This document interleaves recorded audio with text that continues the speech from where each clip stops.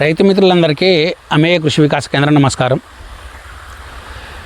ఈరోజు బయోచార్ వాడే విధానం గురించి ఈ వీడియో మేము ముందు ఉంచుతున్నాం.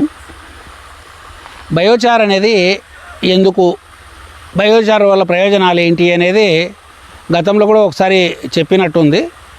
మనకు ఏ పంట రావాలనుకున్నా కానీ మన నేలలో ఉన్న సేంద్రియ కర్బనం ఆధారంగానే సేంద్రియ కర్బనం స్థాయిని బట్టే పంట దిగుబడి వస్తుందనేది మనకు స్పష్టత ఉంది. అయితే ఇటీవలి కాలంలో భారత ప్రభుత్వం వాళ్ళు తీసిన సాయిల్ మ్యాప్స్ కానీ ఇతర స్వతంత్ర పరిశోధనలు చేసిన సాయిల్ మ్యాప్స్లో కూడా చూసుకున్నట్టయితే బయోచార్ పరిస్థితి పూర్తిగా అంటే మనకు ఆర్గానిక్ నేలలో ఉన్న సేంద్రియ కర్బన శాతం యొక్క పరిస్థితి నానాటికి దిగజారిపోతుంది. ఇప్పుడు 0.05% అనేది అంటున్నారు, కొన్ని చోట్ల 0.5% అనేది అంటున్నారు.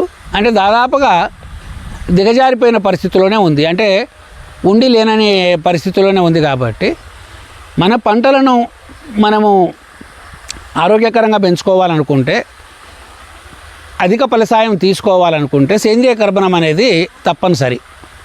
అయితే సేంద్రియ కర్బనాన్ని నేలలో అభివృద్ధి చేయడానికి అనేక పద్ధతులు ఉన్నాయి. మనము ఇప్పుడు ఇంతకుముందు చూసిన అనేక పద్ధతుల్లో ఈ బయోచార్ పద్ధతి ద్వారా త్వరితంగా సేంద్రియ కర్బన శాతాన్ని పెంచుకోవడానికి అవకాశం ఉంది అనేది, దీని మీద విస్తృతమైన పరిశోధనలు ప్రపంచవ్యాప్తంగా జరుగుతున్నాయి. మన తెలుగు ప్రాంతంలోకి వచ్చేటప్పటికి డాక్టర్ సాయి భాస్కర్ రెడ్డి గారు దీని మీద చాలా విస్తృతమైన పరిశోధన చేశారు. డాక్టర్ సాయి భాస్కర్ రెడ్డి గారు వ్యవసాయంలో ఈ బయోచార్ను వాడే విధానం గురించి శిక్షణా తరగతులను కూడా నిర్వహిస్తున్నారు. ఆ విధంగా ఇటీవల మేము పిట్టల ఆర్గానిక్ ఫామ్లో ఈ బయోచార్ మీద జరిగిన తరగతులకు హాజరయ్యాము. అంతకుముందు కూడా మేము ఎంతో కొంత ఈ పద్ధతిని వాడుతున్నప్పటికీ నిర్దిష్టంగా ఈసారి ఈ పద్ధతిని ఒక పద్ధతి ప్రకారం వాడాలని నిర్ణయించుకొని దానికి సంబంధించి ఏర్పాటు చేసుకుంటున్నాము.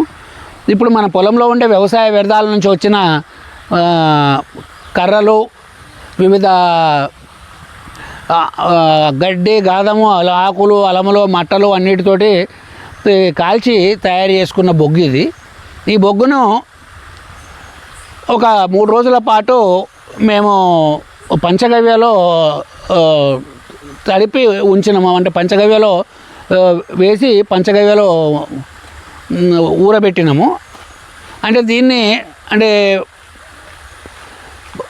బొగ్గును నేరుగా వాడటము అనేది, అంటే బొగ్గుకున్న లక్షణం ఏంటంటే ప్రకృతిలో ఉన్న ఏదాన్నైనా కానీ అంటే మంచి చెడు బ్యాక్టీరియాలు అన్నింటినీ కూడా అబ్జర్వ్ చేసుకునే లక్షణము, దానిలో సంలీనం చేసుకునే లక్షణము ఈ బొగ్గుకు ఉంటుంది.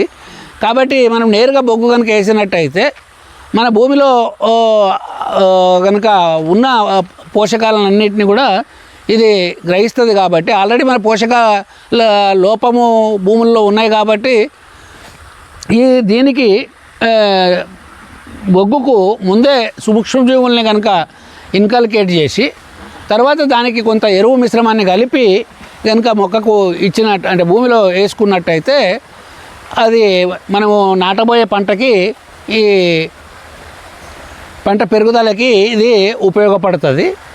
అలాగే ఏంటంటే ఈ బయోచార్ను మనము ఇతర ఎరువులు వేసుకున్నట్టుగా అంటే క్రమం తప్పకుండా వేసుకోవాల్సిన అవసరం లేదు. ఒకసారి కనుక బయోచారు భూమిలో వేసినట్టయితే అది 100 ఏళ్ల కాలం పాటు భూమిలో సజీవంగా ఉంటుంది. అది అయితే దానికి నాశనం అనేది లేదు. అంటే దానికి ఉన్నత రూపంలోకి వెళ్ళడం అన్నా జరగాలి, లేదా అలా ఉండిపోవాలి. కానీ అంటే బొగ్గు అయితే వజ్రం కావాలి, లేకపోతే అలా ఉండాలి అనేది. వజ్రము అయ్యేంత పీడన దానికి మన వ్యవసాయ పొలాల్లో అందదు. కాబట్టి అది అలాగే ఉంటుంది. ఇది మనకు భూమిలో సూక్ష్మజీవుల ఆవాసాలని ఏర్పాటు చేయడానికి సంవత్సరాల తరబడి మన తరఫున పనిచేస్తుంది. కాబట్టి ఈ ఎరువు మోతాదు ఒకసారి బయోచారు ఎరువు కలిపి వేసుకున్న తర్వాత తదనంతరం ఏంటంటే మనము అది ఇప్పుడు మీరు వ్యవసాయ పంటలు కావచ్చు, లేకపోతే పండ్ల తోటలు కావచ్చు. పండ్ల తోటలకి కనుక ఒకసారి బయోచారు అప్లై చేసినట్టయితే ఆ తర్వాత క్రమంలో మనము మామూలుగా ఇప్పుడు పంచగవ్య వాడే రైతు పంచగవ్య కలుపుకుంటాడు, లేదంటే పేడద్రోవణం కలిపే రైతు పేడద్రోవణం వేసుకుంటాడు, గోకుపామృతం వేసే రైతు గోకుపామృతం వేసుకుంటాడు, లేదా పశువుల ఎరువు వేసుకునే రైతు పశువుల ఎరువు వేసుకుంటాడు. ఇవన్నీ కలిపి అంటే ప్రధానంగా ఏంటంటే భూమిలో ఉండే రకరకాల సూక్ష్మజీవులను అన్నింటినీ కూడా కలిపి పెంపొందడానికి ఇది ఒక ఆవాసంగా ఉపయోగపడుతుంది. అట్లా దీనికి ఇక్కడ ఉన్న మా పొలంలో తయారైన కంపోస్ట్ని దీన్ని ఈ బయోచార్ను కలిపి ఇప్పుడు సిద్ధం చేసిన తర్వాత పుచ్చ పంట నాటడానికి ఏర్పాటు చేసుకుంటున్నాము. అలాగే ఉన్న ఇతర పంటలకు కూడా దీన్ని ఇవ్వబోతున్నాము. ఇప్పుడు కేవలం ఈ తయారు చేసుకునే పద్ధతి మనము ఇప్పుడు మీ ముందు ఉంచుతున్నాము. తర్వాత పంట వేసిన తర్వాత పంట ఫలితాలని కూడా మరో వీడియోలో మీ ముందు పెడతాం. మిత్రులారా, ఇప్పుడు మేము ఇప్పుడు సిద్ధం చేస్తున్నామని చెప్పినాం కదా, ఇప్పుడు దీంట్లో మన పొలంలో తయారైన కంపోస్ట్ను బయోచార్లో కలిపినాము.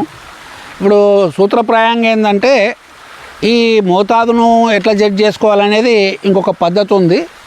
అది మరొక వీడియోలో అందిస్తాము. ఇప్పుడైతే మేము 50% బయోచారు 50% ఎరువు కలిపి మిశ్రమాన్ని తయారు చేసుకుంటున్నాము. ఈ బండ్లతోటి కొలిసి తీసుకొచ్చిన ఈ బొగ్గు లోపట ఇది కలుపుతున్నాము. ఇది కలిపిన తర్వాత మొత్తము తిరగొట్టేసేసి దీని మీద ఇగో ఈ డ్రమ్ములో బెల్లం నీళ్ళు తయారు చేసి ఉంచినాము. 1 టన్ను ఈ పదార్థానికి 1 కేజీ బెల్లం నీళ్ళు కలిపేసి దీని మీద చిలకరించేసేసి పెట్టేసి ఉంచాలి. ఇది ఎందుకోసము అనుకుంటే ఆల్రెడీ దీన్ని ఒకసారి పంచగవ్యలో మనము ఊరబెట్టేస్తున్నాము. పంచగవ్యలో ఉండే సూక్ష్మజీవులు బొగ్గును పట్టుకొని ఉంటాయి.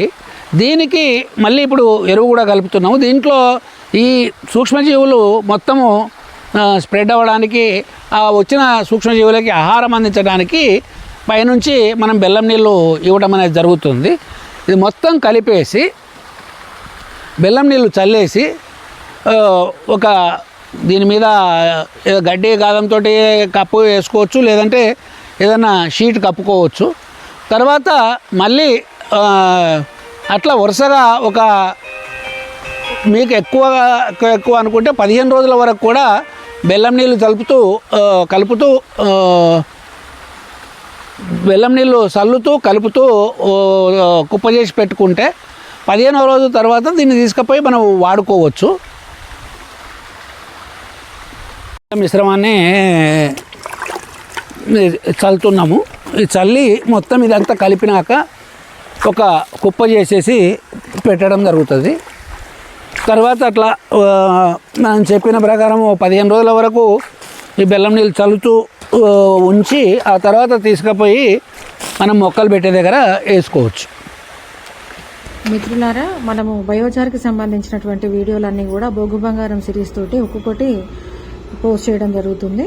ఎందుకంటే పూర్తిగా సమాచారం అందించినట్లయితే రైతులకు ఉపయోగపడుతుందనే ఆశతోటి ఈ వివరాలన్నీ కూడా మా ఫామ్లో మేము ప్రాక్టికల్గా చేసినవే మీకు చూపిస్తున్నాము. మరిన్ని వివరాలు మీకు ఎప్పటికప్పుడు అందాలంటే అమయ్య కృషి వికాస్ కేంద్రం ఛానల్ సబ్స్క్రైబ్ చేసుకోండి. మీకు మీ మిత్రులతో షేర్ చేసుకోండి. థ్యాంక్స్ ఫర్ వాచింగ్ అమయ్య కృషి.